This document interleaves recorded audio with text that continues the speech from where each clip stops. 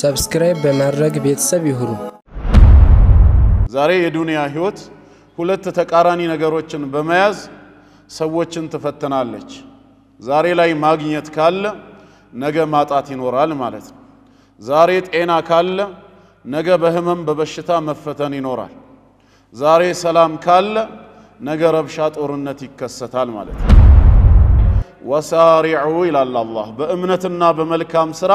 ሁላችሁም ተቻኮሉ ተሽቀዳደሙ ይላል። የዛ እምነትና የመልካም ስራ ውጤት መሽቀዳደሙ ወዴት እንዲያደርሰን ኢላ መግፊረቲ ሚን ረቢኩም ከጌታችሁ ወደ ሆነው ምህረት ይላል። ይሄ ጀነት ማለት በመቶ ካሬ ሜትር ወይ በ200 ሚለካ ሳይሆን አርዱሃ ሰማዋቱ ወልአርድ ስፋቷ ከሰማይና ምድር የሰፋ የሆነች ነው የሚለው። በዚህ ዓለም ላይ እቺ ዱንያ ከተፈጠረች ጀምሮ ቂያማ እስከምትቆም ድረስ የፈሰሰው ኒዕማና ጸጋ ሁሉ ከሷ ያንሳል። ያቺ የጀነት የአለንጋ ቦታ መታከለዋ የተሻለች ነች ነው ያለው። ያልሆኑ አካላት ጀነትን በተመለከተ አንድ ጥያቄ ያነሳሉ በተቃውሞ መልኩ። የናንተ የሙስሊሞች ጀነት ሴክስ የበዛበት ጀነት ነው፣ መብላት መጠጣት ግንኙነት መፈጸም ነው፣ ምንም አይነት መንፈሳዊ ህይወት የለውም፣ ለዚህ ነው ወይ የምትታገሉት ስለሚሉ أعوذ بالله من الشيطان الرجيم بسم الله الرحمن الرحيم الحمد لله رب العالمين الصلاة والسلام على رسول الله صلى الله عليه وآله وسلم أما بعد فالسلام عليكم ورحمة الله وبركاته. يقول الله عز وجل في محكم كتابه بعد أعوذ بالله من الشيطان الرجيم كل نفس ذائقة الموت وإنما توفون أجوركم يوم القيامة فمن زحزح عن النار وأدخل الجنة فقد فاز وما الحياة الدنيا إلا متاع الغرور. ويقول عز وجل أيضا وسارعوا إلى مغفرة من ربكم وجنة عرضها السماوات والأرض أعدت للمتقين. ويقول أيضا إن الذين آمنوا وعملوا الصالحات كانت لهم جنات الفردوس نزلا خالدين فيها لا يبغون عنها حولا. ፈጣሪ አምላካችን አላህ በሱረቱ አሊ ዒምራን ምዕራፍ 3 ቁጥር 185 ላይ ኩሉ ነፍሲን ዛኢቀቱል መውት በዚህ ዱንያ ወይም በዚህ ምድር ላይ ነፍስ የተባለ በጠቅላላ ሞትን ቀማሽ ናት ይላል። አላህ መጀመሪያውኑ አደምና ዝርያዎቹን በዚህ ምድር ላይ ሲፈጥራቸው ዋና ዓላማና ግቡ ዘላለም እንዲኖሩ አልነበረም ማለት ነው።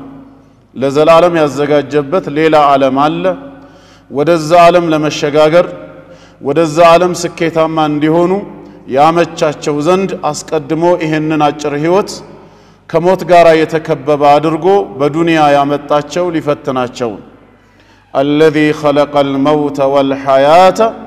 ليبلوكم أيكم أحسن عملا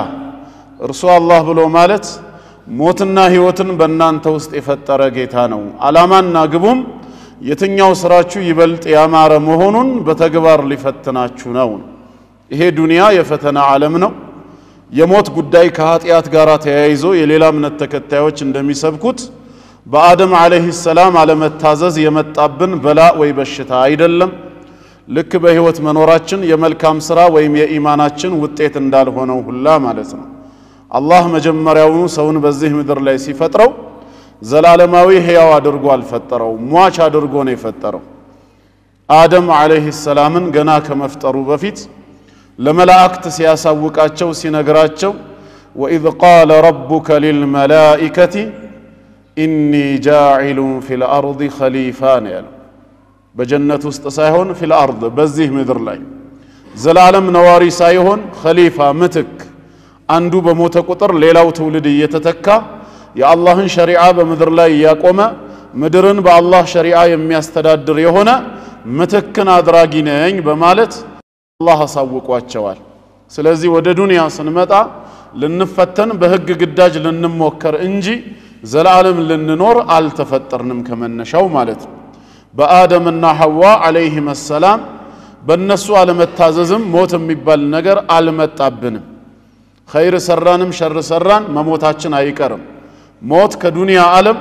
ወደ አኺራ ዓለም መሸጋገሪያ ድልድይ ነው። ዛሬ የዘራነውን ዛሬ የለፋነውን ነገ የምንቀበልበት ሌላ ዘላለማዊ ዓለም አለ። ለዛ ዓለም ነው ለዘላለም የተፈጠር ነው። ስለዚህም የዱንያ ጉዳይ እንዳያታልለን ዋና ከተፈጠርንበት ዓላማ እንዳያስረሳን ነፍስ ሁሉ ሞትን ቀማሽ ናት በማለት ጌታችን ይነግረናል። ያገኘውም ያጣውም ጤነኛውም በሽተኛውም ሰላም ባለበት አየር የሚኖረውም ሆነ በረብሻ በተከበበ ቦታ ያለው አንድ ቀን በሞት መገላገሉ እንደማይቀር ነው የሚነግረን። ሞት ሁሉን ነገር ያስተካክላል ማለት ዛሬ የዱንያ ህይወት ሁለት ተቃራኒ ነገሮችን በመያዝ ሰዎችን ትፈተናለች። ዛሬ ላይ ማግኘት ካለ ነገ ማጣት ይኖራል ማለት ነው። ዛሬ ጤና ካለ ነገ በህመም በበሽታ መፈተን ይኖራል። ዛሬ ሰላም ካለ ነገ ረብሻ ጦርነት ይከሰታል ማለት ነው። ስለዚህ የዱንያ ህይወት እንደዚሁ ዛሬ ደስተኛ የሆነ ሰው ነገ ሐዘን ቤቱ ይገባል። ዛሬ በህይወት ያለ ሰው ነገ ይሞታል። ነፍስ ሁሉ ሞትን ቀማሽ ነች። ወኢነማ ትወፈውነ ኡጁረኩም የውመል ቂያማ እያንዳንዳችሁ የሥራችሁ ዋጋ ተሞልቶ የሚሰጣችሁ ይላል። ምንም ሳይጎደልባችሁ በዱንያ ላይ ለሰራችሁ ሥራ ሙሉ የሆነ ዋጋችሁን የምታገኙት የውሙል ቂያማ ብቻ ነው። በምድር ላይ ሐቃቸው ያላግባብ የተወሰደባቸው ደማቸው በከንቱ የፈሰሰ ብዙ ሙእሚኖች ይኖራሉ። በሰው ሐቅ ከሰው በላይ ሆነው የሚኖሩ ብዙ ዛሊሞች በደለኞች ይኖራሉ። ሁሉም የተሟላ ምንዳውን የሚያገኘው የውመል ቂያማ ብቻ ነው። ሙታን ከመቃብር ዓለም በሚቀሰቀሱበት በዕለተ ትንሣኤ ነው። እናም የዛኔ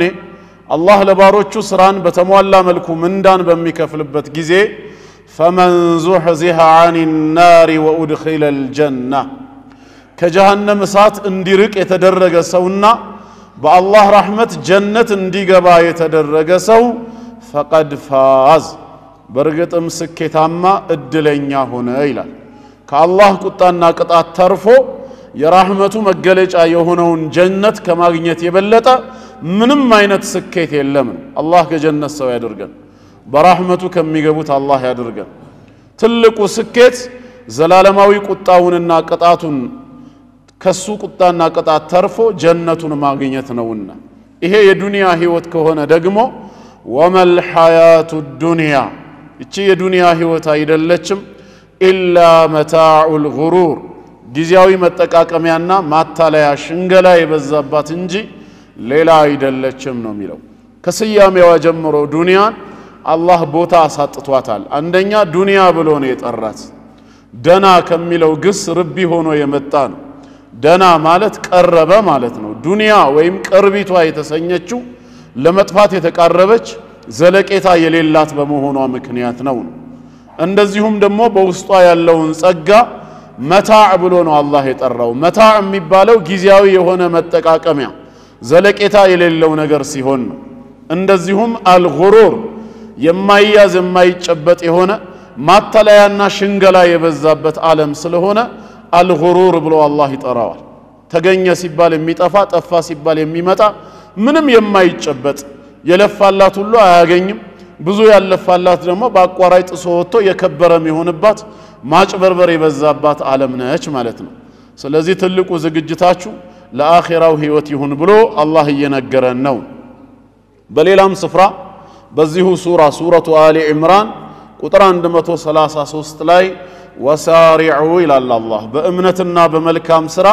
ሁላችሁም ተቻኮሉ ተሽቀዳደሙ ይላል። የዛ እምነትና የመልካም ስራ ውጤት መሽቀዳደሙ ወዴት እንዲያደርሰን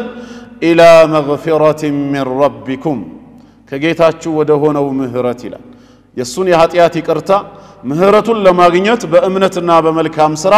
ተቻኮሉ። ከምህረቱም ባለፈ ወጀነቲን ጀነቱንም ጭምር ለማግኘት ይሄ ጀነት ማለት በመቶ ካሬ ሜትር ወይ በ200 ሚለካ ሳይሆን عرضها السماوات والارض صفاتዋ ከሰማይና ምድር የሰፋ የሆነች ነው የሚለው صفاتዋ በአንድ ሐዲስ ላይ ረሱል አለይሂ ሰላቱ ወሰለም ለሰውጡ አሐዲኩም ፊል ጀና ይላሉ ዛሬ ዱንያ ላይ በአምስት ጣታችን የምንይዘው አለንጋ ትንሹ ማለት ነው ያንዳችሁ አለንጋ በጀነት ላይ የሚይዘው ቦታ እንግዲህ ያለንጋን ስፋቱን ታቁታላችሁ ያ ዱንያ ላይ በእጃችን እንይዘው የነበረው አለንጋ ጀነት ውስጥ እንዲቀመጥ ቢደረግና ከጀነት ስፍራ አለንጋው የያዘው ቦታ خير من الدنيا وما فيها በዚህ ዓለም ላይ እቺ ዱንያ ከተፈጠረች ጀምሮ ቂያማ እስከምትቆም ድረስ የፈሰሰው ኒዕማና ጸጋ ሁሉ ከሷ ያንሳል ያቺ የጀነት የአለንጋ ቦታ መታከለዋ የተሻለች ነች ነው ያሉት ስፋቱ ደግሞ ከሰማያትና ምድር የሰፋ የሆነውን ጀነት ለማግኘት በእምነት በመልካም ሥራ ተቻኮሉ ለነማን ነው የተዘጋጀችው ኡዒደት ሊልሙተቂን ጌታቸው ያዘዛቸውን በመታዘዝ የከለከላቸውን በመከልከል ጥፋት ላይ በወደቁ ጊዜ በተውበት በእስትግፋር ወደሱ የሚመለሱ ለሆኑ ሙተቂኖች የተዘጋጀች ነች ጥንቁቅ ብሎ ማለት የአላህን ቁጣና ቅጣት የሚጠነቀቅ ነው ያ ደግሞ ምንድነው بفعل المأمور وترك المحظور የታዘዘውን በአግባቡ ይፈጽማል የተከለከለውን አይዳፈርም ይጠነቀቃል ሸይጣንና ነፍስያ ያሳስተውት መስመር የለቀቀ ጊዜ ደግሞ ወዲያው በተውበት በእስትግፋር በሰደቃ ወደ ትላንት ትክክለኛ ማንነቱ ለመመለስ ይቻኮላል ማለት ነው ይሄ የሙተቂኖች ትክክለኛ መገለጫ ነው እንዲሁም ሶስተኛው አየት ሱረቱል ካህፍ 18ኛው ሱራ ከቁጥር 109 እስከ 110 ባለው ላይ ጌታ አላህ ምን ይላል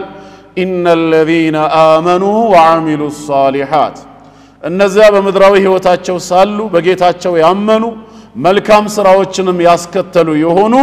ካነት ለሁም ጀናቱል ፊርደውስ ኑዙላ ለነሱ የፊርደውስ ጀነት መስተንግዶ አላቸው ደግሞም በውስጧ ሲቀመጡ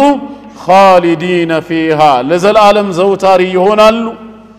لا يبغون عنها حولا ودليل سفر مقيرن انكوا بفصوم አይፈልጉም ነው የሚለው የተሟላ ኒዕማ ከመሆኑ የተነሳ እንዲህ አይነቱን ህይወት ነው እንግዲህ አላህ ለመልካም ባሮቹ ያዘጋጀው አላህ ይወፍቀን ድም ያልሆኑ አካላት ጀነትን በተመለከተ አንድ ጥያቄ ያነሳሉ በተቃውሞ መልኩ የናንተ የሙስሊሞች ጀነት ሴክስ የበዛበት ጀነት ነው መብላት መጠጣት ግንኙነት መፈጸም ነው ምንም አይነት መንፈሳዊ ህይወት የለውም ለዚህ ነው ወይ የምትታገሉት ስለሚሉ ያላወቁ ሰዎች ምናልባትም እውነታውን ማወቅ ከፈለጉ ባጋጣሚው እንዲረዱ አላህ በቃሉ የጠቀሰው ጀነት ምን አይነት ጀነት እንደሆነም ሰበብ ሆነን ለማስተማር ያክል ነው ማለት ነው በጥቅሉ እንደኛ ሙስሊሞች እምነት የጀነት ኒዕማ ወይም ጸጋ ለሁለት ይከፈላል ሁለት አይነት ነው አንደኛው ነዒሙ ሩሂ ይባላል መንፈሳዊ ጸጋ ተብሎ የሚጠራው ዋናው ክፍል ነው ሁለተኛው ደግሞ ነዒሙል ጀሰዲ አካላዊ ጸጋ ብለን የምንጠራቸውም ደግሞ ከስጋ ጋር የተገናኙ አሉ እነሱ ዘንድ ያለው አመለካከት ጀነት መንፈሳዊ ጸጋ እንጂ ስጋዊ ጸጋ የለም ብለው ነው የሚያምኑት የሃይማኖት መምህራቸው ጳውሎስ ስጋና ደም የእግዚአብሔርን መንግስት አይወርሱም ብሎ ስለተናገረ እኛ በጀነት ስንገባ እንደ መላእክት ነው የምንኖረው ጸጋዎች በጠቅላላ መንፈሳዊ ብቻ ናቸው ይላሉ እኛ ጋር ግን መንፈሳዊ ብቻ አይደለም ስጋዊ ጸጋም ጭምር አለ ነው የምንለው ዋናው ምክንያታችን ደግሞ ለዚህ ምንም ሳንሸማቀቅ በኩራት የምንመልሰው የውሙል ቂያማ የውሙል ባዕስን በአግባቡ ምናምን ሰዎች እኛ በመሆናችን ነው ምን ማለት ነው ከተባለ የሙታን ትንሳኤ ወይም ደግሞ በመቃብር ዓለም ያሉ ፍጡራን ይቀሰቀሳሉ ብላችሁ ታምናላችሁ ወይ ብለን እንጠይቃቸዋለን አዎ አካል ይቀሰቀሳል ጀሰድ ከመቃብር ዓለም ይነሳል ብለው ካመኑ ምን ሊያረግ ነው የሚነሳው ነው ጥያቄ በጌታ ፊት ለፍርድ ሊቆም ከተባለ ያን ፍርድ ተከትሎ ውጤቱ ምን ሊሆን ነው ሰውየው ከአማኞች ከሆነ ጀነት ይገባል ከተባለ ከና አካሉ ጀነት ሊገባ ነው ማለት ነው የዛኔ አካልም ምን ያስፈልገዋል በጀነት ውስጥ ጸጋ ያስፈልገዋል ካልሆነና ደግሞ ከካህዲያን ከኃጢያተኞች ሆኖ የጀሃነም ፍርድ ከተፈረደበት ጀሃነም የሚገባም ከሆነ እንደዚሁ አካላዊ ስቃይ አለ ማለት ነው እንደናንተ እምነት ግን ጸጋም ሆነ ስቃይ በመንፈስ ብቻ ከሆነ ስጋና ደም ጀነት ወይ ጀሃነም አይገቡም ተብሎ የሚነገር ከሆነ ባዕስ ምን ሊያረግለት ነው ታዲያ የሚቀሰቀሰው ከመነሻውም የውሙል ባዕስን አያምኑም ማለት ነው አይ እናምናለን የሙታን ትንሳኤ መኖሩን እናረጋግጣለን ከተባለ ደግሞ አካል ምን ሊያረግለት ነው ከመቃብር ዓለም የሚቀሰቀሰው ወይ ከአማኞች ጎራ ሆኖ ጀነት ሊገባ ካልሆነ ከካህዲያን ጎራ ተሰልፎ እሳት ሊገባ ካልሆነ ምን ሊያረግ ይቀሰቀሳል ከመነሻውም አካል አፈር ሆኖ በስብሶ ይቀራል ባዕስ የለበትም ካሉ ደግሞ የውሙል ቂያማንም ከናካቴው አያምኑማ አይ እናምናለን መቀስቀስ በሩህ ነው ደግሞ ሚሉ ከሆነ መጀመሪያውኑ ሩህ መች ትሞታለችና ነው የምትቀሰቀሰው ሩህማ ወደ ሰማይ ወጣለች እንደ እምነታችሁ ምክንያቱም መጽሐፈ መክብብ ላይ በግልጽ እንደሚናገረው ስጋ አፈር ነውና ወደ አፈር ይመለሳል መንፈስ ግን ወደ ሰጠው እግዚአብሔር ይሄዳል ይላል ስለዚህ የሚቀሰቀሰው ከየት ነው ከመቃብር ዓለም ከተባለ መቃብር የገባው አካል ነው አካል ከሆነ ደግሞ የሚቀሰቀሰው በፍርድ ሚዛን ሊቀርብ ነው በፍርድ ሚዛን ከቀረበ አማኝ ሆኖ ሚዛኑን ካለፈ ጀነት ሊገባ ነው ጀነት ከገባ የአካል ጸጋም ዝግጅት ያስፈልገዋል ማለት ነው ጀሃነም ከገባም እንደዛው የሚሰቃይበት ቅጣት ያስፈልገዋል እኛ በትክክል የውሙል ባዕስን የምናምን ህዝቦች ስለሆነን የጀነትም ሆነ የጀሃነም ጸጋ ቅጣት በመንፈስ ብቻ ሳይሆን በአካልም ጭምር ነው ብለን ስለምናምን ነው ግልጽ ነው ተግባብተናል ሎጂኩም የሚያስከደው ሙስሊሞች ከሚያምኑት እምነት ጋራ ነው እኛ ጋር ጸጋ በመንፈስ ነው ስጋና ደም ጀነት አይገቡም ካሉ ለምን ተነሱ ከመቃብር ዓለም ፈጣሪ ሙታንን እንደሚቀሰቅስ ሊያሳይ ነው ይላሉ አንዳንዶች የዛኔ ማሳየት ምን ያደርጋል ዱንያ ላይማ ለነቢያቶች ነብይነታቸው ማስረጃ እንዲሆን ያንን ይሰራው ነበር ከሃዲያኖች ይሄን ነገር አይተው ወደ እምነት እንዲመለሱ እንዲጠቅማቸው በሙዕጂዛ መልክ ያደርገው ነበር የውሙል ቂያማ የፍርድ ቀን እንጂ የማስረጃ ቀን አይደለም ምን ያደርጋል የዛኔ ማሳየቱ ታዳ ትርጉሙ على كل حال اسلام منطقي ነው ሎጂካል ነው ማለት ነው ስለዚህ ጸጋው ሁለት አይነት ነው ብለን እናምናለን ከመንፈሳዊ ጸጋ እንነሳለን ይሄንንም እንዲያውቁ እንፈልጋለን በጀነት ውስጥ ካሉ መንፈሳዊ ጸጋዎች መካከል አንዱና ዋነኛው ከሁሉም በላጩ ጸጋ ሙስሊሞች የሚያምኑበት ምንድነው ሩእየቱላህ ዐዘ ወጀል ፈጣሪ አምላካችንን አላህ በአይነ ስጋ ማየት ወደሱ መመልከት የጸጋዎች ሁሉ ትልቁ ጸጋ ነው አላህ ይወፍቀን ዛሬ በዱንያ በምድር ዓለም ጌታ አላህን ማንንም ያየው የለም ከመላእክትም ከነቢያትም ከደጋግ የአላህ ባሪያዎች ከጂኖች አጠቃላይ አላህን ማንንም ያየው የለም ሊያየውም አይቻለውም ብለን እናምናለን ቁርአን ሲናገር በሱረቱል አንዓም ምዕራፍ 6 ቁጥር 103 ላይ لا تدركه الأبصار اللهن عينوش አያገኙትም አያዩትም وهو يدرك الأبصار እሱ ግን አይኖችን ያያል ሁሉንም ያካብባል وهو اللطيف الخبير ለባሮቹ እጅግ በጣም ረቂቅ ሩህሩህና ምስጥራቸውን አዋቂ አልኸቢር የሆነ ጌታ ነውና ይላል ከዚህ አየት በመነሳት ጌታ አላህን ማንንም ሊያየው አይቶም ሊያካብበው እንደማይቻል እናምናለን ማለት ነው ሁለተኛው ማስረጃችን በሱረቱል አዕራፍ ምዕራፍ 7 ቁጥር 143 ላይ ከሊሙላህ ሙሳ አለይሂ ሰላም ያነሳው ጥያቄና የተሰጠው መልስ ጌታ አላህ ሊታይ እንደማይችል ማረጋገጫ ነው በሱረቱል አዕራፍ ቁጥር 143 ላይ ወለማ ጃአ ሙሳ ሊሚቃቲና ወከለመሁ ረቡሁ ሙሳም ለቀጠሯችን በመጣ ጊዜና ይላል የ40 ቀን ቀጠሮ ተቀጥሮ በሲና ተራራ ላይ የተውራትን ህግ ይቀበል ዘንድ ከጌታው በኩል ጥሪ ቀርቦለት ነበር እሱም ያን ጥሪ አክብሮ በመጣና ወከለመሁ ረቡሁ ጌታውም ባነጋገረው ጊዜ ይላል አናጋሪው ሙሳ ሳይሆን አላህ ራሱ ነው ቀጥታ ንግግሩን አሰማው ቢላ ዋሲጣቲ መለክ ያለ መላእክት ጣልቃ ገብነት ማለት ነው ይሄንን መለኮታዊ ቃሉን በጆሮው ሲሰማ መቼም የአላህን ቃል የሰማ ሰው ምን ትፈልጋለህ ቢባል ሌላ ነገር መጠየቁ አይቀርምና እሱም ጌታዬ ሆይ ቃልህንማ ከሰማኸው አይቀር ቃለ ረቢ አሪኒ አንዙር ኢለይክ አንዴ ወደ አንተ ልመልከት ፊትህን አሳየኝ አለ የአላህን ቃል መስማት ሌላም ጥያቄ እንዲጠይቅ የሚገፋፋ ነውና መለኮታዊው ቃልህን እንዲህ ከሰማሁኝ አይቀር ለምን መለኮታዊ ፊትህን አላየውም አሳየኝ አለው ጌታችን አላህም ቃለ ለን ተራን በፍጹም አታየኝም አለው አንተ ደካማ መخلوቅ ነህ እኔ ኻሊቅ ነኝ በዚህ አይነ እኔን ብታየኝ ትሞታለህ እንጂ አትተርፍምና እኔን ማየት አይቻልህም አለው እንደማይችል ያስተምረው ዘንዳ ከሱ በገዘፈ ነገር ትምርት ሊሰጠው ፈልጎ ወላኪን انظر الى الجبل ነገር ግን በዙሪያ ወዳለው ተራራ ተመልከት አለው ይሄ የሲና ተራራ ከሙሳ በብዙ ሺህ ጊዜ እጥፍ እጅግ በጣም የከበደ የገዘፈ ነው አንተ ወደ ተራራው ተመልከት እኔ ለተራራው ብርሃኔን እገልጽለታለሁ فإن استقر مكانه ስፍራው ቢረጋጋ አለ ከኔ ብርሃን መገለጽ በኋላ ተራራው ላይ ምንም ነገር ባይከሰት የተረጋጋ ከሆነ አንተም የዛኔ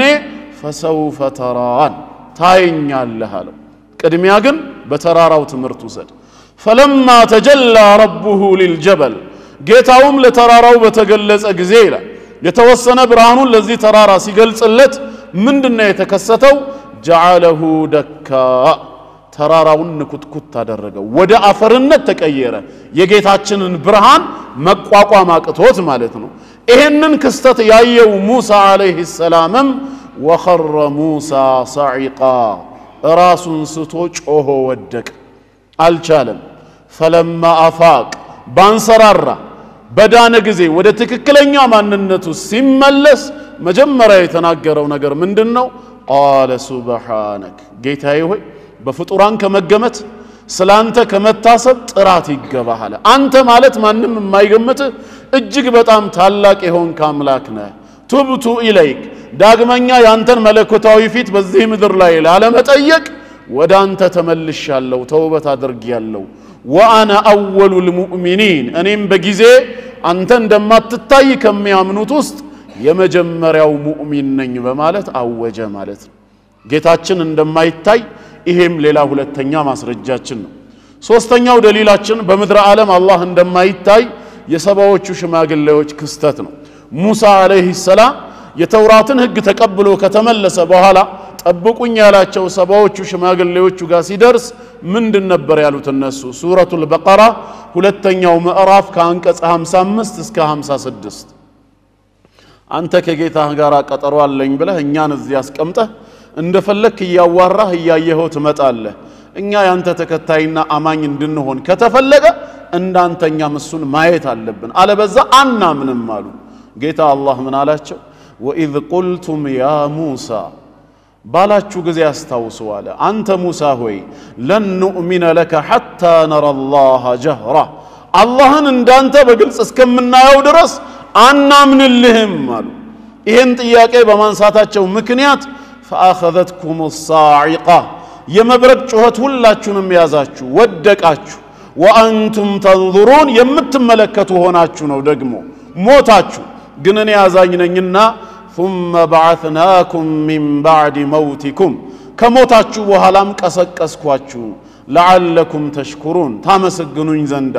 ነገ በዋናው ቀንም ከሞት በኋላ ዳግም መቀስቀስ መኖሩ ትምርትም ይሆናችሁ ዘንዳ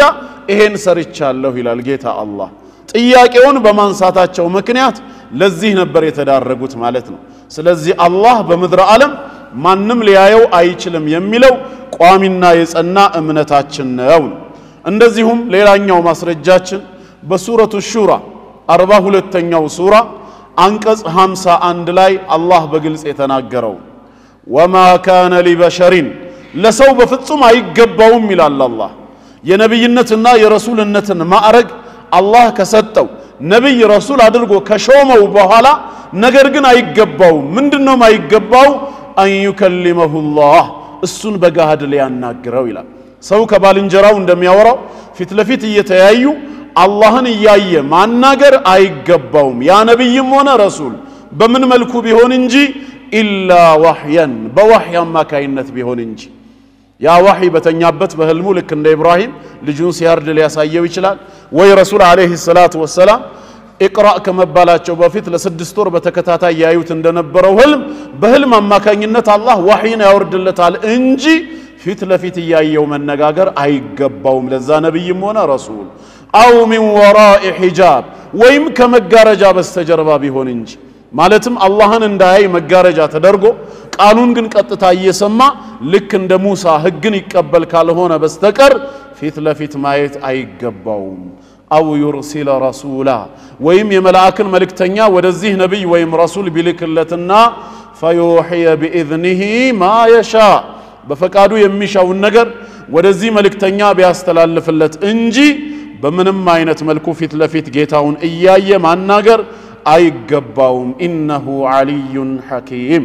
ከሁሉ በላይ ያለ ፍጹም ጥበበኛ ጌታ ነው ይላል ጥሩቁል ወህይ የወህይ መምጫ መንገዶች እንኳን በእነዚህ ሶስት መንገድ ነው የተዘጋው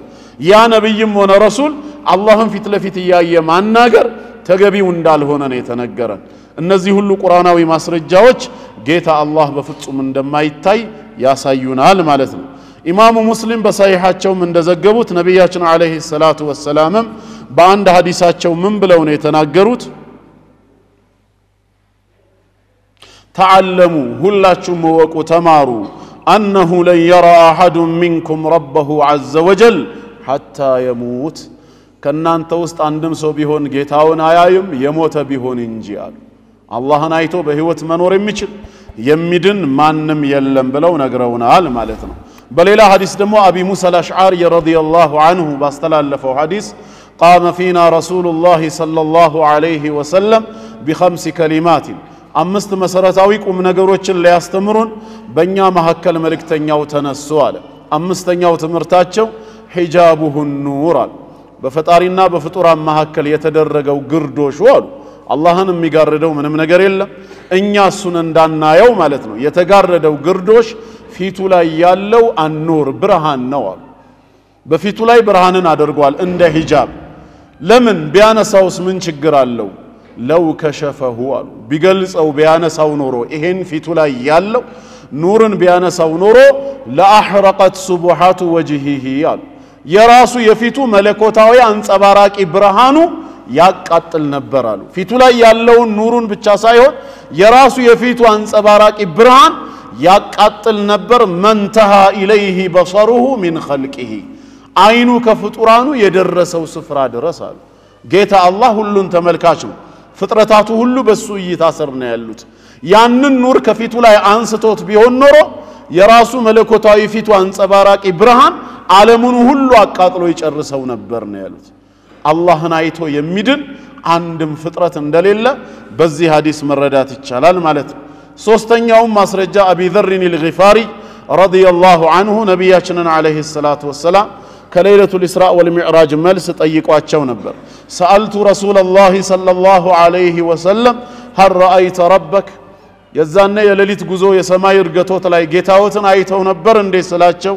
قال نور أن أراه ፊቱ ላይ ኑር አለ ግርዶሽ የሆነው ሒጃቡ እንዴት አርጋ ያዋለው وفي روايه በሌላ ዘገባ ولكن رأيت نورا ያንን ኑሩን ግን አይቻለሁ አሉ መለኮታዊ ፊቱን ሳይሆን ፊቱ ላይ ያለውን ኑር ተመልክቻለሁ አሉ رواه مسلم ስለዚህ አላህን ፊት ማንንም ሊያይ እንደማይችል ግልጽ የሆነ ማስረጃ ነው ማለት ነው ይሄንን ካየን ወደ ነጥቡ ስንመለስ ከአኺራ ጸጋዎች የውሙል ቂያማ ግን ሙስሊሞች በጀነት አላህን ያዩታል ብለን እናምናለን ነው አላህ ከነሱ ያድርገን አላህ እንደሚታይ ከሚያሳዩ ቁርአናዊ ማረጋገጫዎች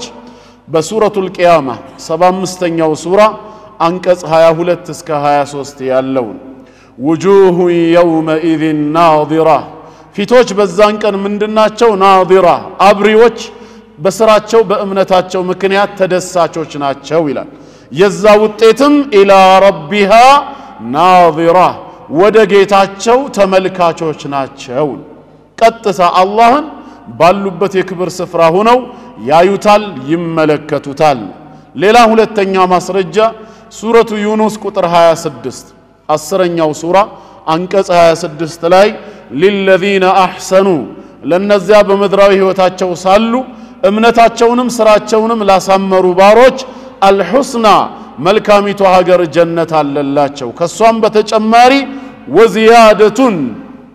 ከኔ ዘንድ የሆነ ጭማሪም አላቸው ይላል ይሄ ጭማሪ ምንድነው ጅምሁሩል ሙፈሲሪን እንደተስማሙበት النظر الى الله عز وجل ጌታ አላህን መመልከት ነው ከታች በሐዲስ ስለተብራራ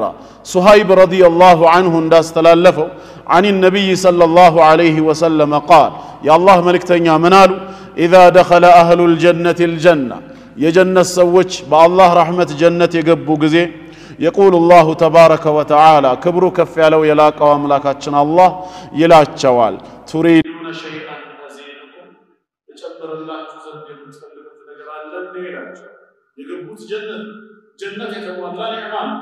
ሌላ እንድጨምርላችሁ የምትፈልጉት ነገር አለ ወይ ስላቸው ጨምርላችሁ ዘንድ የምትፈልጉት ነገር አለ እንዴ ይላቸዋል። የገቡት ጀነት ነው። ጀነት የተሟላ ኒዕማ ነው። ሌላ እንድጨምርላችሁ የምትፈልጉት ነገር አለ ወይ ሲላቸው የጀነት ሰዎች መልስ ምን ይሆናል? ፈየቁሉን አለም ቱበይድ ውጁሃና ፊቶቻችንን በደስታ አላበራህልንም እንዴ?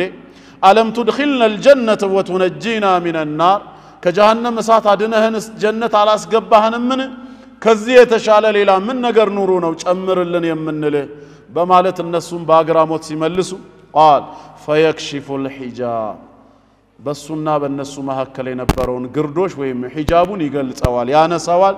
فما أعطوا شيئا أحب إليهم من النظر إلى ربهم عز وجل ወደ ጌታቸው ወደ አላህ ከመመልከት የተሻለ ሌላ ምንም ኒዕማም አልተሰጣቸውም። ثم تلا ከዛም መልእክተኛው አነበቡ هذه الآية ይሄንን የቁርአን አንቀጽ للذين أحسنوا الحسنى وزيادة የሚለው። ስለዚህ ያ ጭማሪ ምንድነው? ጀነት ላይ አላህን ማየት ነው። እግረ መንገድ ምን እንረዳለን? ተጨማሪ የሚባል ነገር አንዳንድ ጊዜም ከዋናው የሚበልጥ መሆኑን እንረዳለን። ቦነስ ሲባል ከመጀመሪያው ከዋናው ያነሰ የሚለውን በብዛት የለመድነው ነው። ነገር ግን ጭማሪ ከዋናው በላይም ሊሆን እንደሚችል ከዚህ መረዳት እንደሚቻል ያሳየናል። ምክንያቱም የጀነት ጸጋ አላህን ከማየት የፈለገ ቢሆን ሊበልጥ አይችልም። ምንም ጀነት ውብ ብትሆንም መخلوቅ ከመሆን የምትዘል ስላልሆነች ማለት ነው። የጀነት ፈጣሪ የሆነውን አላህን ማየት ግን ከጀነትም በላይ ነው። እንደዚሁም ኢማሙ ዳሪሚ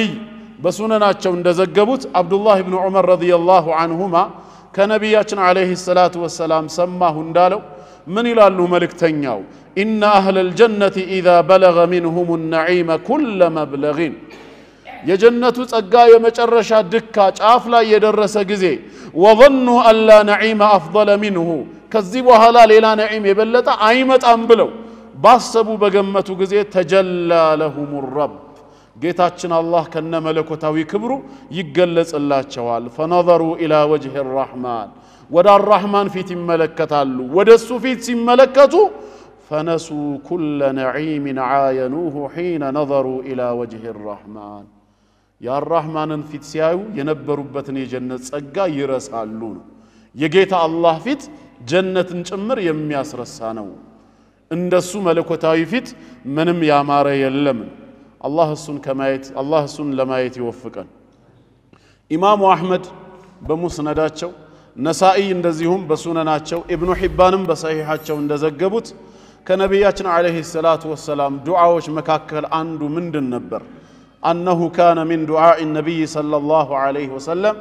أسألك لذة النظر إلى وجهك والشوق إلى لقائك هي نبر لذة النظر عند جزين كان ودانت تملكتش لذاون تفتناون ما جنبتن بجنة وسط أنتن لمنا هلو يلو نبر جيتا الله مملكت دعاء يدرجو نبر السن مجناية دمو شوق جوجوتنا فكرين وراتشو نبر مالتنا እንዲሁም በሌላ ሐዲስ ጀሪር ኢብኑ አብዱላህ እንደተናገረው ኩና ጁሉሰን عند النبي صلى الله عليه وسلم ከአላህ መልእክተኛ ጋር በአንድ ሌሊት ተሰብስበን ቁጭ ብለን ሳለ اذ نظر الى القمر ليله البدر በ14 ወይ በ15ኛው ቀን ሙሉ ሆና ወደምትወጣው ወደ ጀነት ወደ ጨረቃ የአላህ መልእክተኛ ሲመለከቱ فقال እንዲህ አሉ انكم سترون ربكم كما ترون هذا ይህንን ጨረቃ ባላችሁበት ስፍራ ሆናችሁ አጭሩ በረጅሙ ሳይቀና ቀጭኑ በወፍራሙ ከለልከኝ ሳይል ባላችሁበት ስፍራ ሆናችሁ ጨረቃውን እንዳያችሁት ነገ በጀነትም በክብር ስፍራችሁ ሆናችሁ ጌታችሁን ታያላችሁ። لا تضامون في رؤيته እሱን በማየት መጎዳዳት ወይ መገፋፋት ወይ መጨናነቅ የሚባል ነገር ፈጽሞ የለም ነው። ሁሉም ባለበት የክብር ስፍራ ጌታውን ያየዋል ብለው መልእክተኛው ተናገሩ። ነገር ግን ለማየት ምንድነው መስፈርቱ ካላችሁ فإن استطعتم እንግዲያውስ ከቻላችሁ ألا تغلبوا على صلاة قبل طلوع الشمس وقبل غروبها ፀሐይ ከመውጣቷ በፊትና ፀሐይ ከመጥለቋ በፊት ባሉት ሰላቶች አምስት ወቅት ሰላት ዑሙመን በተለይ ፈጅርና ዓስር ደግሞ خصوصا በእነዚህ ሰላቶች ላይ እንዳትሸነፉ ففعلوا ይሄን ተግብሩ። አምስት ወቅት ሰላት ላይ ቋሚ ተሰላፊ ከሆናችሁ ፀሐይ ከመውጣቷ በፊት መግሪብ ዒሻና ፈጅር አለ፣ ከመግባቷ በፊት ዙህርና ዓስር አለ። በተለይ ደግሞ ከመውጣቷ በፊት ፈጅር አለ፣ ከመግባቷ በፊት ዓስር አለ በእነዚህ ማትሸነፉ ከሆነ ያለምንም ጥርጥር ታዩታላችሁ ነው በሌላ ሐዲስ እንደተነገረው خمس صلوات كتبهن الله على العباد فمن أتى بهن فله عند الله عهد أن يدخله الجنة አምስት ወቅት ሰላት አላህ በባሮቹ ላይ ግዳጅ ያደረገው ነው በአግባቡ ያመጣቸው የፈጸመ ሰው አላህ ጀነት ሊያስገባው ቃል ኪዳን አለው ነው ከዛ ይሄንን አሉና መልእክተኛው ثم قرأ لما مساكريانت قروا وسبح بحمد ربك جيتهن كما مسجن غارا اطروا ويم لرسو سجدلت قبل طلوع الشمس وقبل غروبها صحيح بك كمالتوانا كما غباتوا بفيت رواه الجماعه صحيحينم اراتم سنونچ مسند امام احمد لا يال صحيح حديث ነው ማለት ነው አንደኛው ኒዕማ አላህን በጀነት ማየት ነው ግልጽ ነው አይደል ወደ ሁለተኛው ኒዕማ ከመግባታችን በፊት እዚህ ላይ ተጨማሪ ሐሳብ ማከለው ምንድነው አላህ ወፍቋቸው በረህመቱ ጀነት የገቡ ሰዎች አላህን ያዩታል ብለን ብናምንም ምን غير ኢድራክ ያለምንም ማካበብ ነው ሚለውንም አብረን መጥቀስ አለብን አንድን ሰው ስትመለከተው ከራስ ጸጉሩ እስከ ግር ጥፍሩ ሙሉ ማንነቱን በአይኔ ማየት ይችላል ትላለህ ለምን የሰውየው ውስንነት ያንተ አይን የማየቱ ስፋት ሰውየውንም ሌላውንም ነገር ማካበብ ስለሚችል የጀነት ሰዎች ጌታ አላህን ቢመለከቱትም እሱ በፈቀደላቸው ልክ እንጂ አላህን ሙሉ በሙሉ ማየት ይችላል የሚል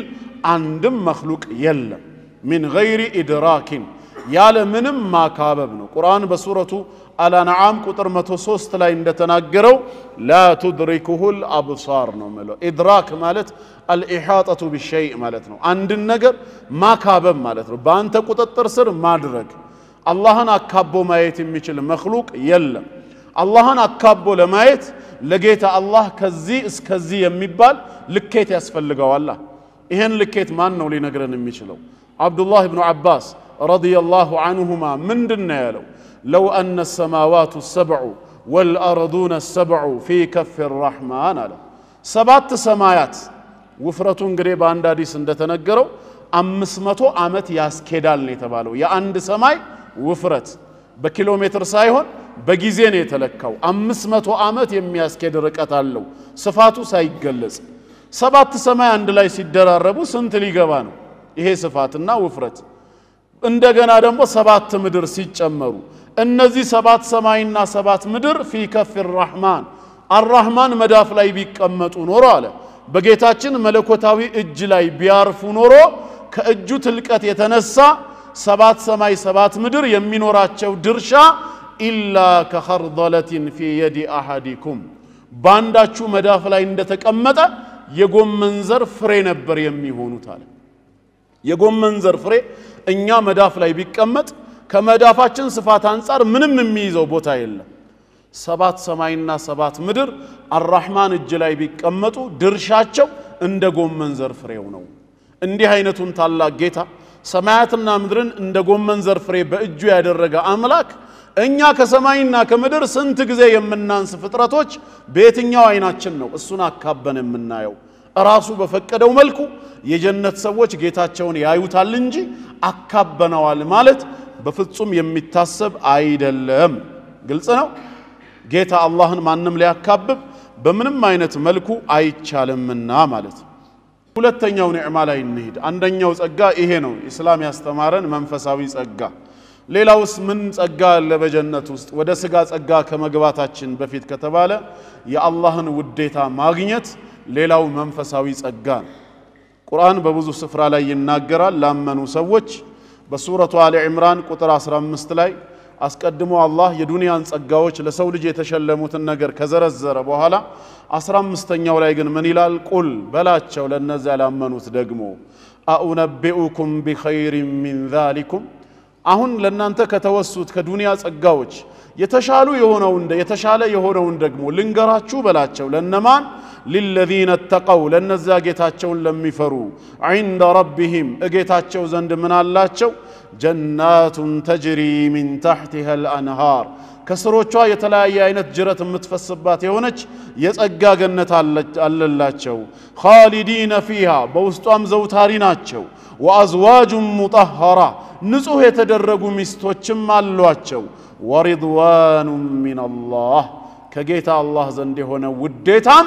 አለላቸው ይላል። አላህን ከማየት በተጨማሪ የጀነት ሰዎች የጌታ አላህን ውዴታ ይጎናጸፋሉ፣ የርሱን ውዴታ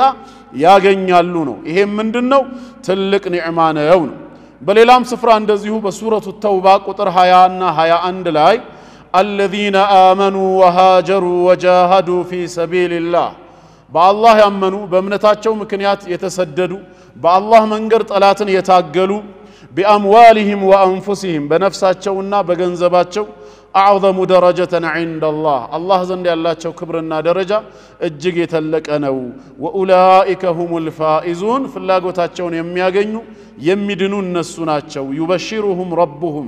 ጌታቸውም ያበስራቸዋል በረህመቲን ሚንሁ ወሪድዋን ከሱ በሆነው እዝነትና እንዲሁም ውዴታው አላህ ውዴታውን በእነሱ ላይ እንደሚያሰፍን ያበሽራቸዋል። ወጀናቲን ለሁም ፊሃ ነዒሙን ሙቂም የማይቋረጥ ዘውታሪ የሆነ የጀነት ጸጋንም በውስጡ አላህ አዘጋጅቶላቸዋል ይላል። የሱ ውዴታ መኖሩ ምንም ሸክ የለውም ነው። ሶስተኛ ያው በዊትር እንድናቆመው ሱረቱ ተውባ ቁጥር 72 ላይ ወዓደ አላህ የማያፈርሰው የሆነ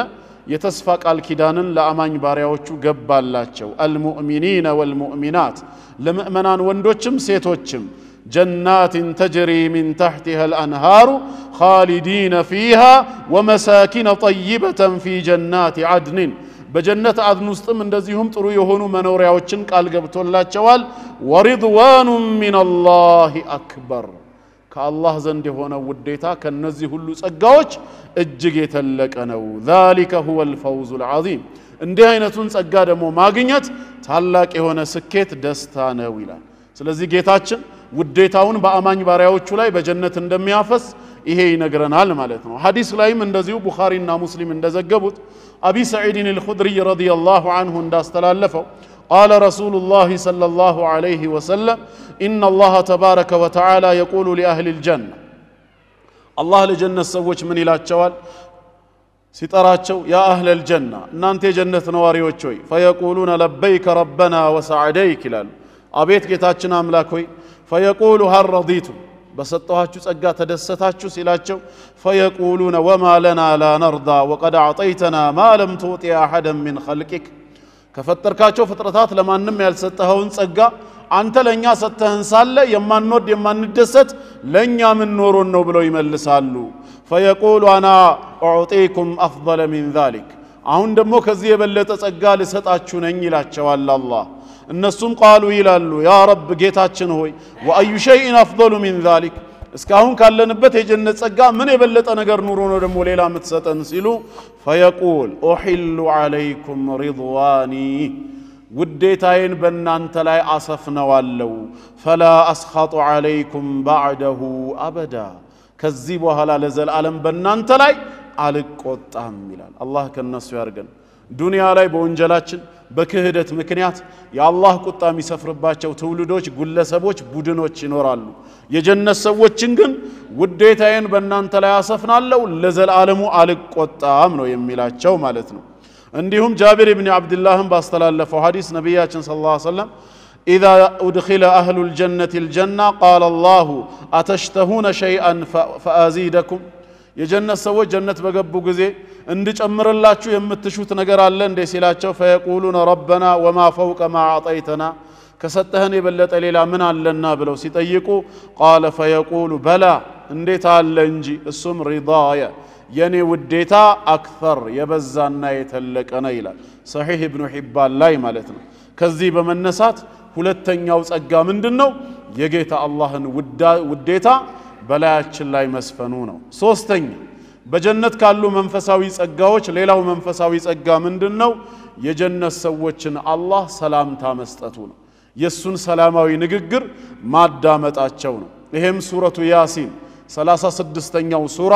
ከአንቀጽ 55 እስከ 58 ተገልጿል። ኢነ አስሐበል ጀና የጀነት ጓዶች የጀነት ባለቤት ነዋሪ የሆኑ ሰዎች اليوم ዛሬ في شغلين ቢዚዎች ናቸው። ከተዳር አጋሮቻቸው ከጓደኞቻቸው ጋር ፋኪሁን አላህ በሰጣቸው ኒዕማ ተደሳቾች በይጨጤዎች ሆነው ቢዚ ሆነዋል በዚህ ጉዳይ ላይ هم وازواجهم እነሱም የተዳር አጋሮቻቸውም في ظلال الله ባዘጋጀው ጥላዎች ውስጥ ይሆናሉ على الأرائك متكئون በዚህ በዱንያው ሳይሆን ጀነት ላይ በተዘጋጀው የክብር አልጋ ወይም ወንበር ላይ ተደጋፊዎች ሆነው ይቀመጣሉ لهم فيها فاكهة የተለያዩ አይነት እህል ፍራፍሬዎች ይኖራቸዋል ولهم ما يدعون የሚለፉት የሚተክሉት ሳይሆን ما يدعون የሚመኙት ሁሉ አጠገባቸው ይመጣላቸዋል በመጨረሻም ሰላም قولا من رب رحيم አዛኝ ከሆነው ጌታ አላህ ዘንድ ሰላም የሚለው ንግግር ያዳምጣሉ ይላል የጌታቸውን ሰላምታ የሚሰሙ ይሆናሉ ነው እንዲሁም በሌላ ስፍራ አላህ ተናግሯል በሱረቱል ኢስራ ቁጥር 19 ላይ من كان يريد العاجلة እቺ ለመጥፋት የተቻኮለችዋን የዱንያን ህይወት አጭሯን የሚፈልግ የሆነ ሰው عجلنا له فيها ما نشاء لمن نريد ለምንሻው ሰው የምንሻውን ያክል እናቻኩለለታለን ከዱንያ ድርሻውን እንሰጠዋለን ثم جعلنا له جهنم يصلاها ከዛም በክህደቱና በአመጹ ምክንያት ጀሃነምን እንደዚሁ ደግሞ የሚገባ ማረፊያው እናደርግለታለን መዝሙመን መድሑራ የተወቀሰ የተዋረደ ብናኝ ሆኖ ይገባታል ومن أراد الآخرة وسعى لها سعيها አኺራን የፈለገና ለሷ ተገቢውን ልፋት በእምነትና በመልካም ስራ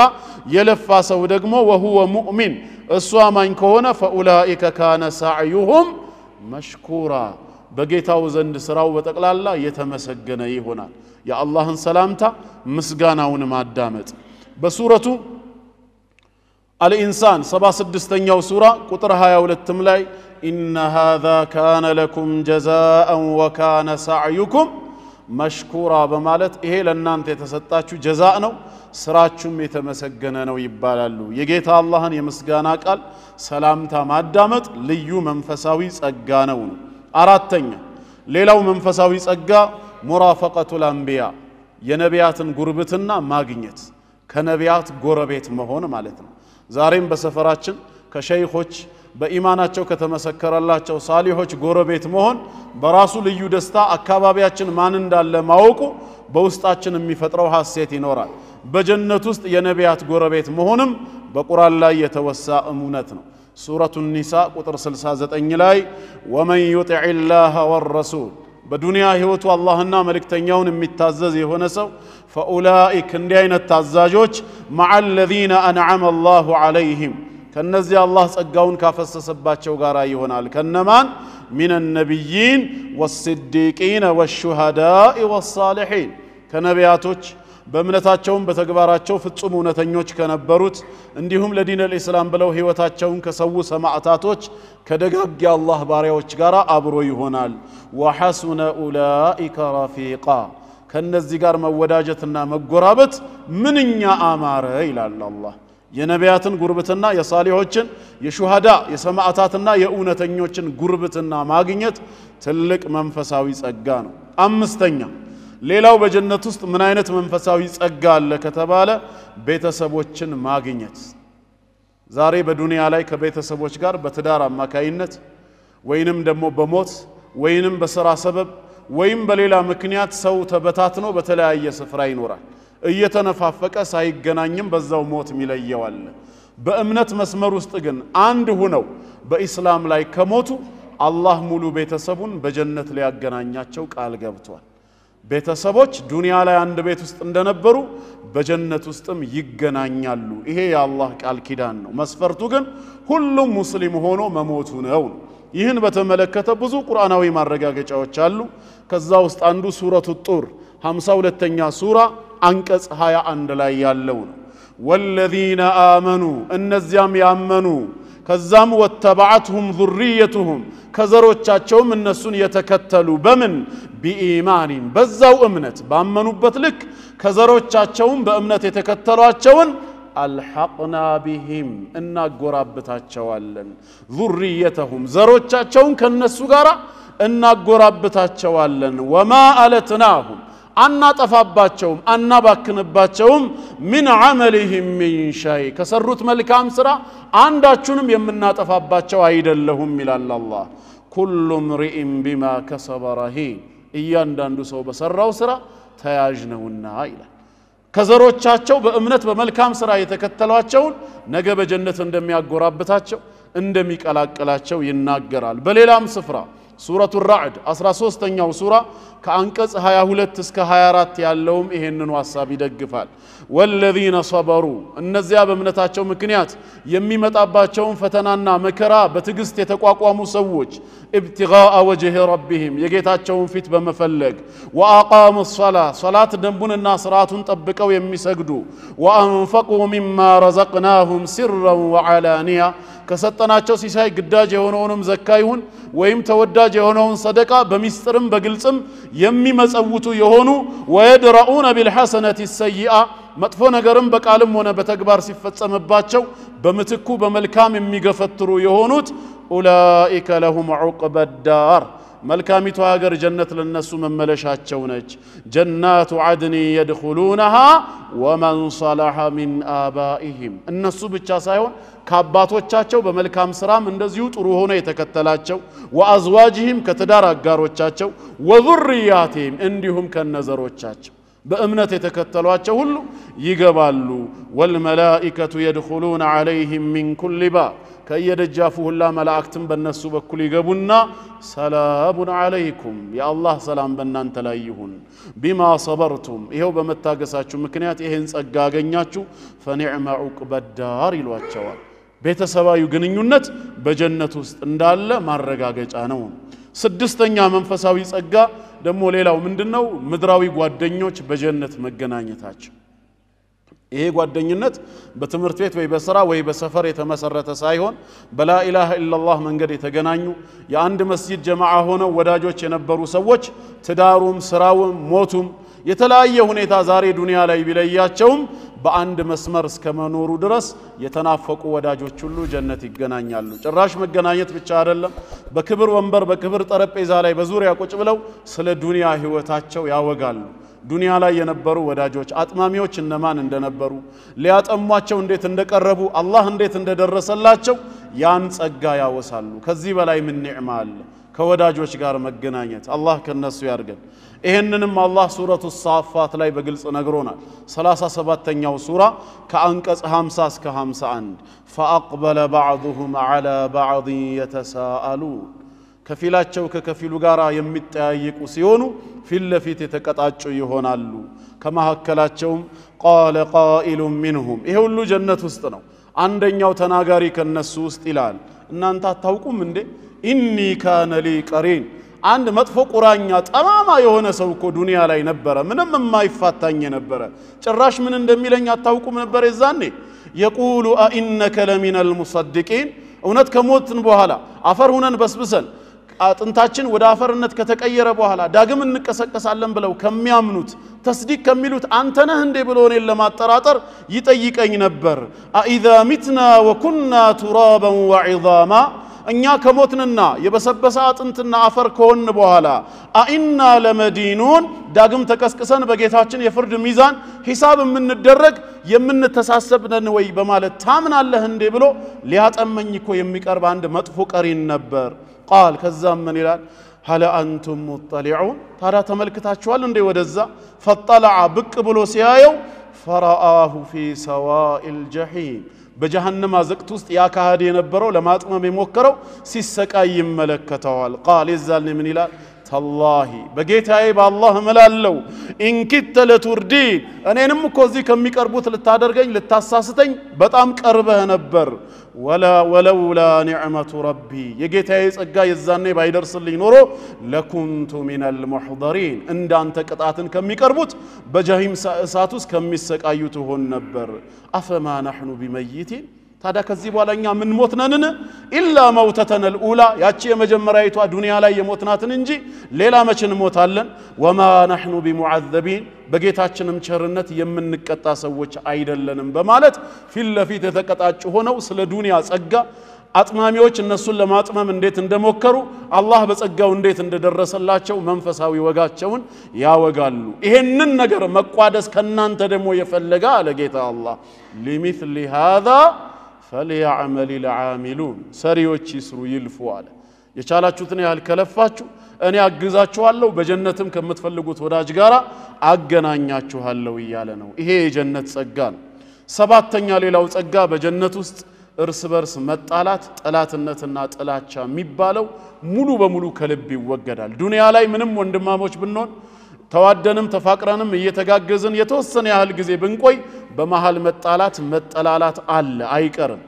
ነገር ግን በጀነት ውስጥ ይሄ ሁሉ ይሰረዛል ይላል ቁርአን በብዙ የቁርአን ክፍሎች ላይ ከዛ ውስጥ አንዱ ሱረቱል አዕራፍ ቁጥር 42 እስከ 43 ነው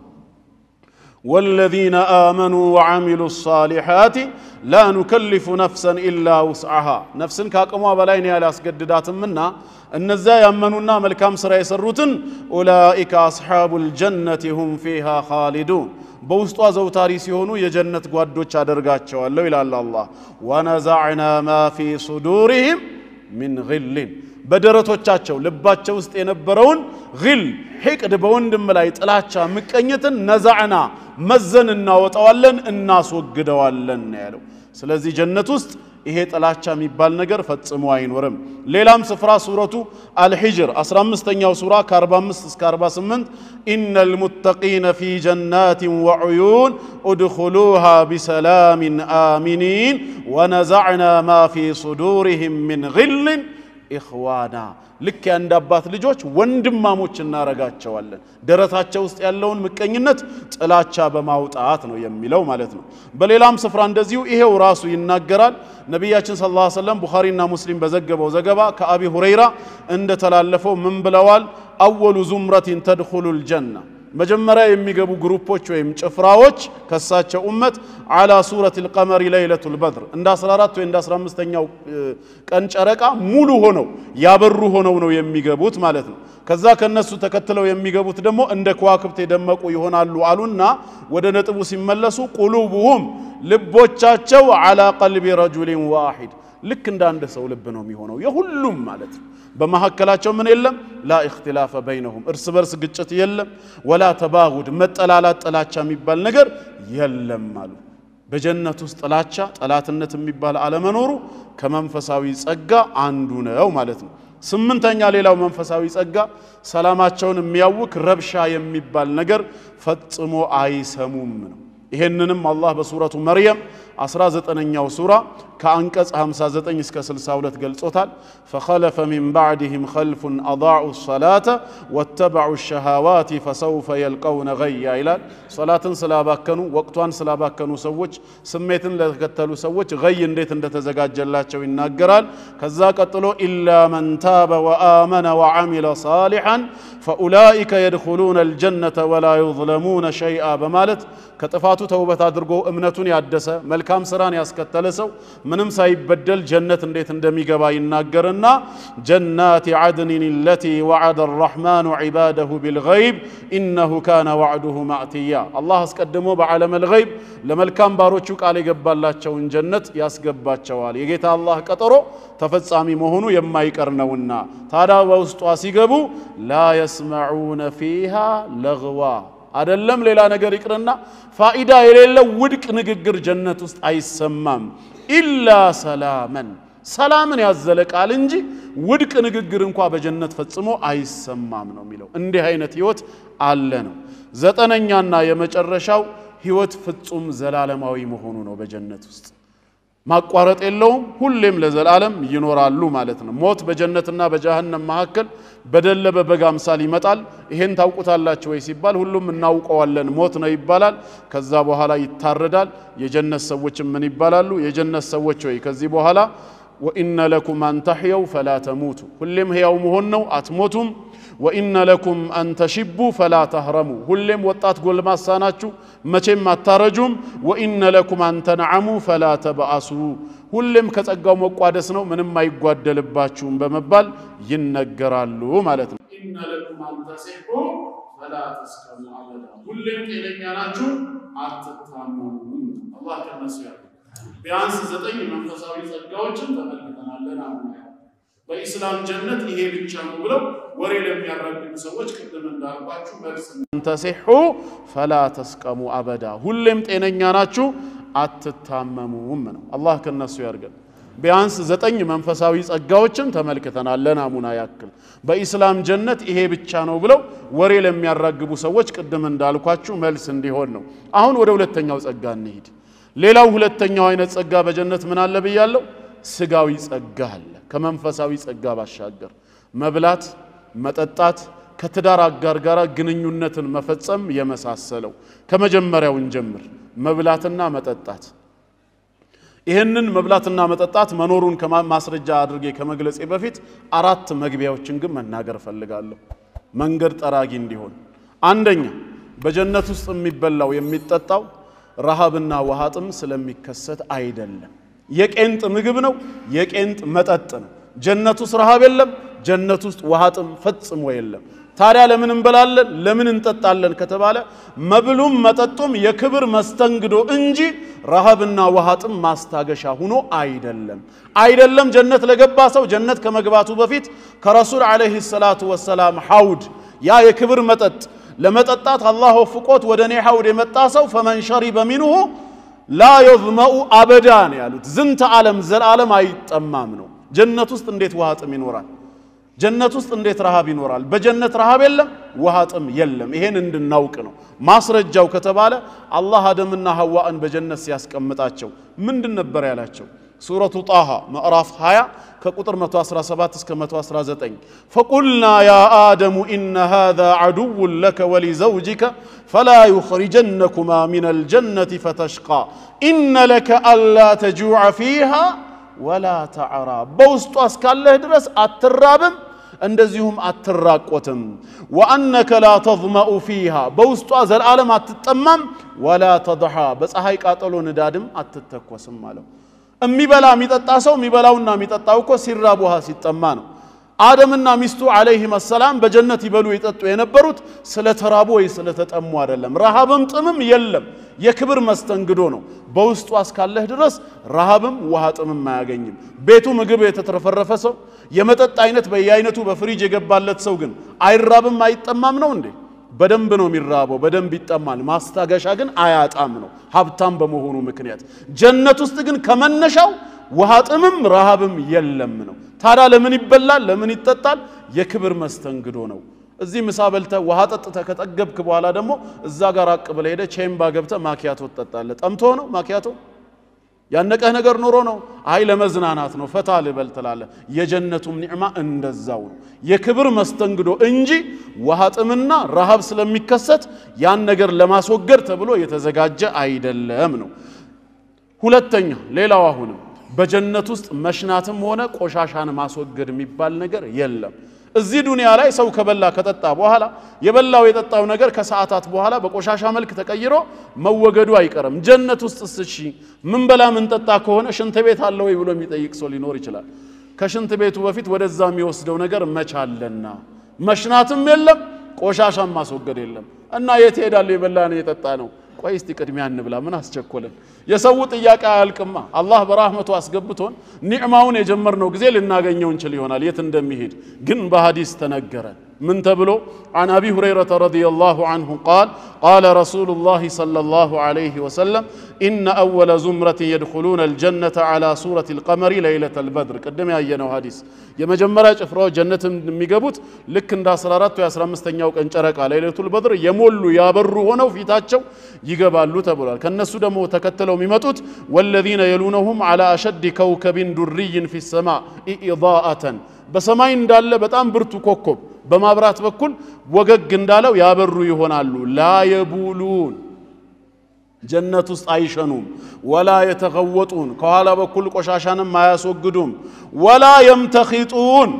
ንፍጣቸውንም አይናፈጡም ወላ يتفلون ምራቅ ኖሮባቸውም አይተፉም ምራቃቸውን አምሻጡሁም الذهب ጸጉራቸውን ሲያበጥሩ በምንድነው በወርቅ ነው እዛ ያለው ወረሽሁም አልሚስክ ላባቸው ራሱ እንደ ሚስክ መዓዛ ነው ያ የበሉት የጠጡት በላብ መልክ ከሰውነት ይወገዳል ያ ላብ ደግሞ እንደ ዱንያው ጠረኑ መጥፎ የሆነ ሳይሆን እንደ ሚስክ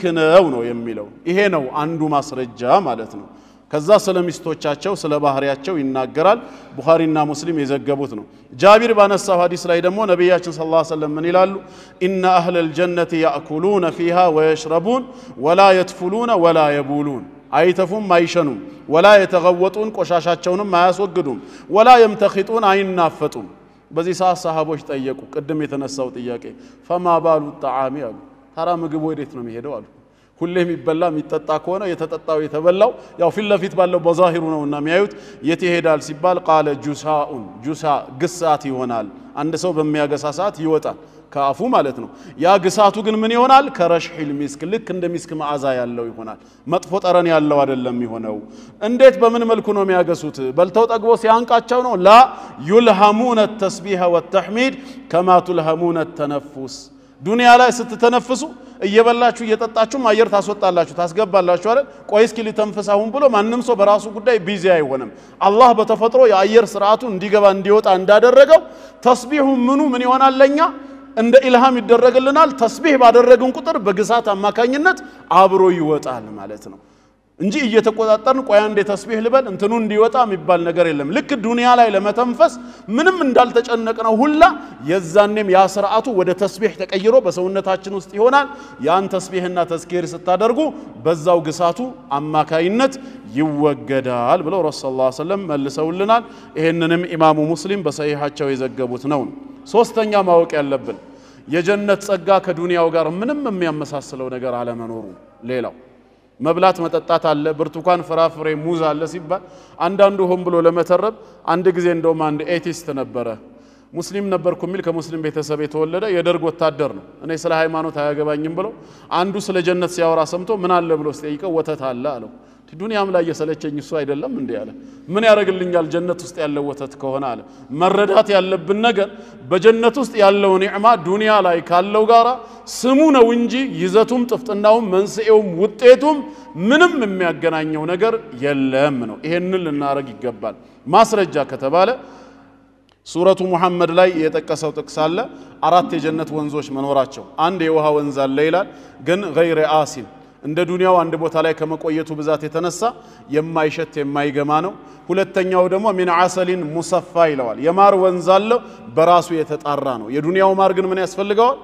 ሰው ራሱ ሊያጣራው ይገባል ሶስተኛው ሚን ኸምር ካስካሪ መጠጥ ወይም ኸምር ብለን ምን ጠራው አለ ጀነት ውስጥ ኸምር አለ ልዩነቱ ለዘት ሊሻሪቢን ለጠጪዎች ጣፋጭ የተደረገ ነው ወይም ደግሞ ራስ ምታት የማያስከትል የማያሰክር ነው የዱንያው ሽታው መጥፎ ነው ከተጠጣ በኋላ የራስ ምታት ያስከትላል ያሰክራል ማለት ነው አራተኛው ደግሞ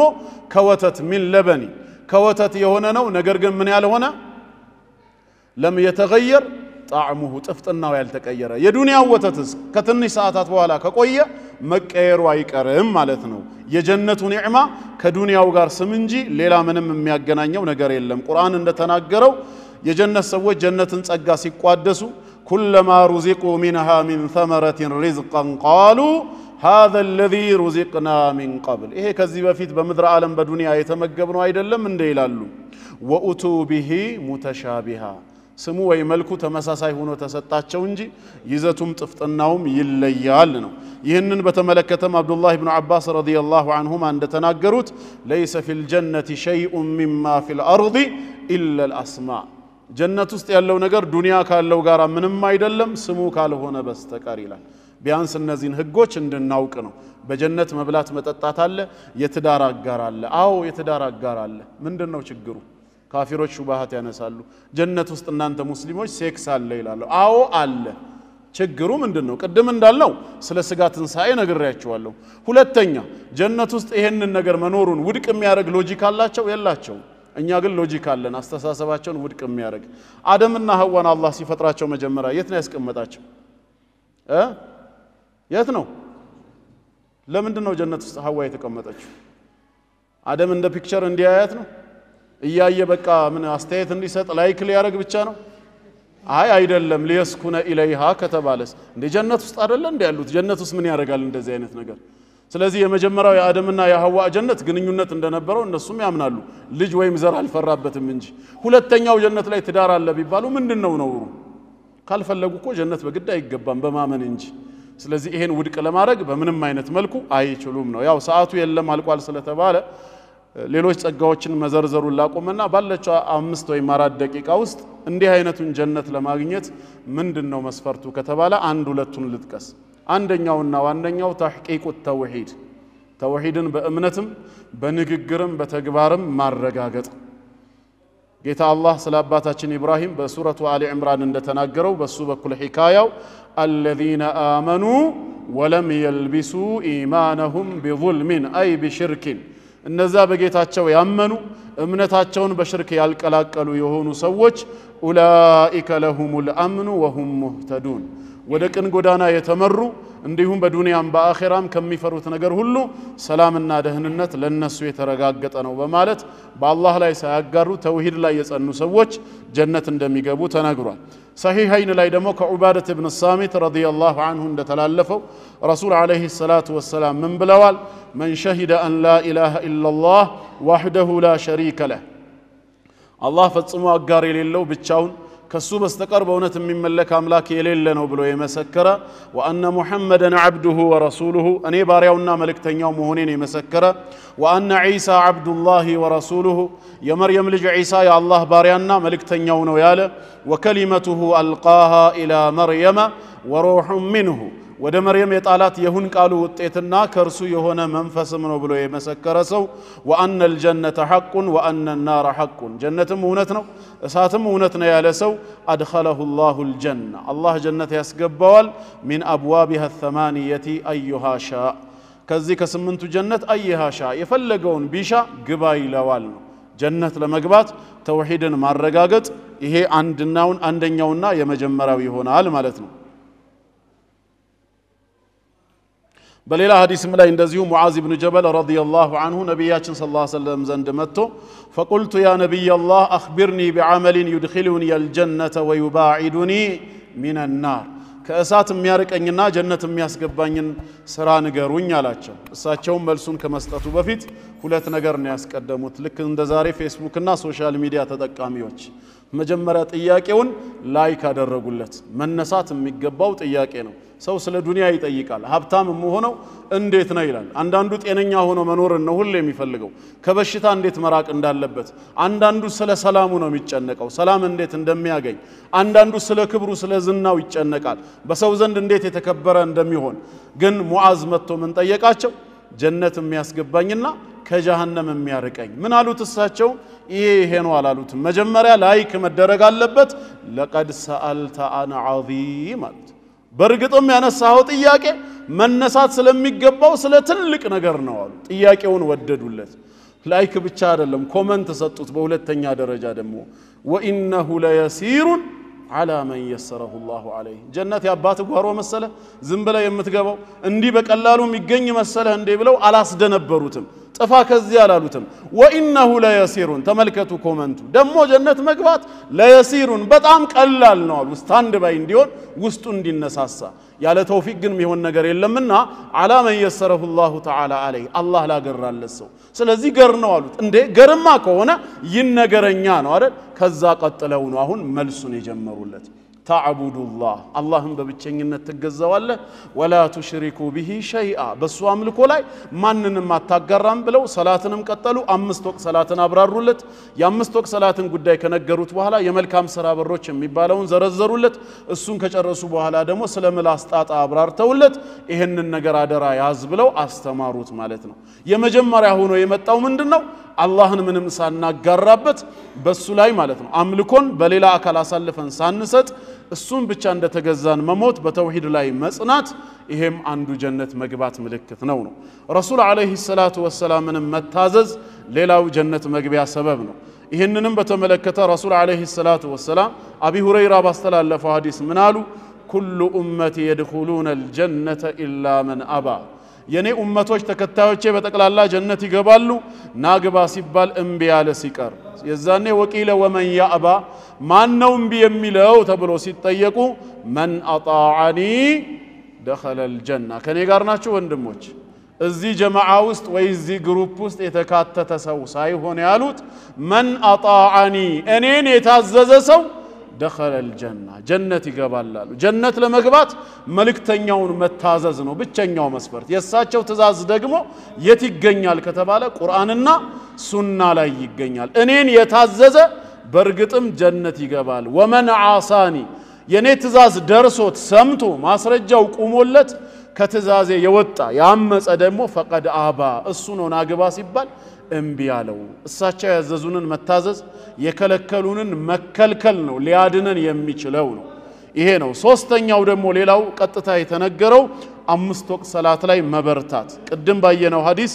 رسول عليه الصلاة والسلام 5 صلوات كتبهن الله على العباد فمن جاء بهن لم يضيع منهن شيئا استخفافا بحقهن حقاتهم ساقلل الناس ساغدل منم سابكن باغبابو يسجد የሆነ ሰው كان له عند الله عهد ان يدخله الجنه الله جنة ሊያስገባው ቃል ኪዳን አለው 5 ወቅት ሰላትን ባግባቡ መስገድ ጀነት ለመግባት ምንም ጥርጥር በሌለው መልኩ ዋስትና ተሰጥቶናል ማለት ነው ሌሎችንም መዘርዘር ይቻላል አላኩል ይሃል ያው የዛሬው ርዕሳችን የጀነት ጸጋ ምን ይመስላል የሚለውን ጠቅለል ባለ መልኩ ለመግለጽ ነው ኻቲማቸው ተስተካክሎ በላ ኢላሃ ኢላላህ ላይ ጸንተው ሙስሊም ሆነው ከሚሞቱ በአላህ ረህመትም ጀነት ከሚገቡ ባሮቹ አላህ ያድርገን ወሰላሙ አለይኩም ወራህመቱላሂ ወበረካቱ